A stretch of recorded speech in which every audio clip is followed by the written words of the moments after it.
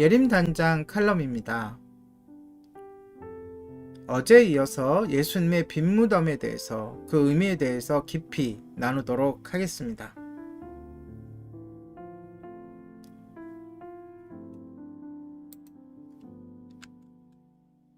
그렇다면 이 빈 무덤을 어떻게 설명할 수 있을까요? 많은 사람들이 이 문제를 해결하기 위하여 여러 가지 가설을 제시했습니다. 즉, 예수님이 부활했다는 이 사실을 반대하고 거부하기 위하여 많은 가설들을 제시했는데요. 그 중에 첫째는 바로 제자들이 훔쳐갔다는 가설입니다. 예수님은 평소에 공공연히 하신 말씀이 있었습니다. 앞으로 내가 죽을 것인데 죽은 후 3일 뒤엔 다시 살아날 것이다. 그래서 유대 종교 지도자들이나 로마 집권자들은 무덤을 큰 돌로 굴려 막고 또 임봉을 해서 군인들로 지키게 했습니다. 그런데 시체가 없어진 것입니다. 몹시 난처해진 그들은 거짓 증인을 세워 군병들이 조는 사이에 제자들이 시체를 훔쳐갔다는 소문을 퍼뜨렸습니다. 그러나 당시 제자들은 예수님이 십자가에서 죽으실 때 도망간 사람들인데 무슨 용기로 군인이 지키는 무덤에 와서 시체를 훔쳤을까요? 그리고 훔치고 나서도 예수님의 시체를 두고 자신의 목숨까지 버리면서 순교할 수 있었을까요? 거짓말을 계속 지키기 위해 자기 목숨을 버릴 수 있었을까요? 또 가족의 목숨도 희생할 수 있었을까요? 게다가 당시 수많은 사람들이 부활로 나타나신 예수님을 보았다는 사실을 어떻게 설명할 수 있을까요? 자, 두 번째 가설은 종교 지도자들이 시체를 숨겼다는 것입니다. 그런데 종교 지도자들이 시체를 숨길 필요가 있었을까요? 혹시 제자들이 훔쳐갈까봐 감췄다면 그 이후에 제자들이 예수님의 부활을 외치며 예수님을 증거할 때 시체를 내보이며 기독교의 불씨를 단번에 잠재울 수 있지 않았을까요?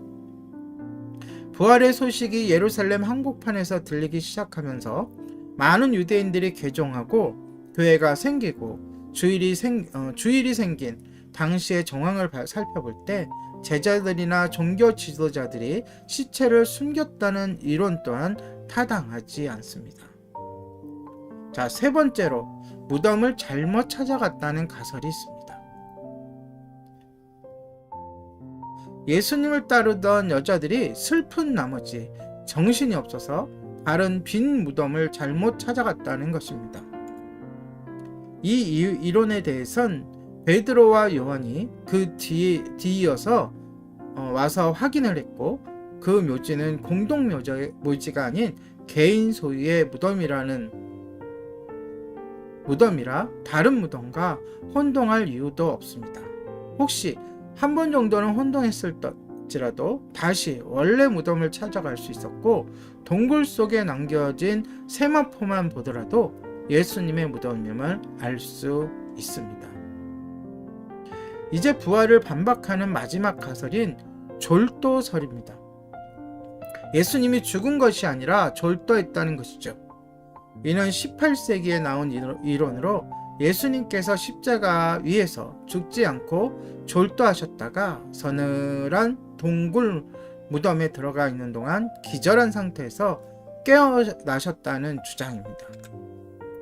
3일 후에 의식을 되찾은 것뿐인데 어리석게도 부활이라고 주장한다는 것이죠.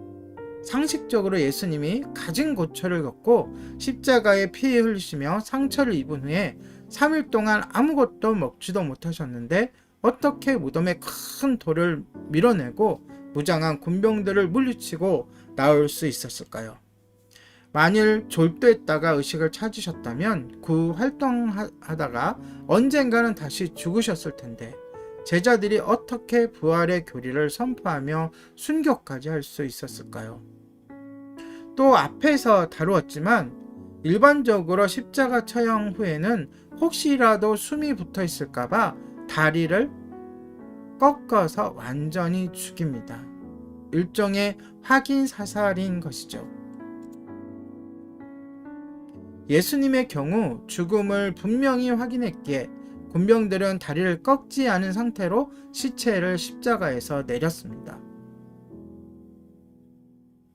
성경은 당시 예수님이 일찍 죽으신 것이 이상해서 한 군병이 창으로 옆구리를 찔러보니 피와 물이 나왔다고 증언합니다. 현대의학이 밝힌 바로는 피가 아니라 피와 물이 나온 것은 심장이 터졌기 때문에 피와 물이 분리된 것이라고 합니다. 이렇게 완전히 죽은 예수님께서 무덤에 장사되셨다가 3일 만에 부활하신 것입니다.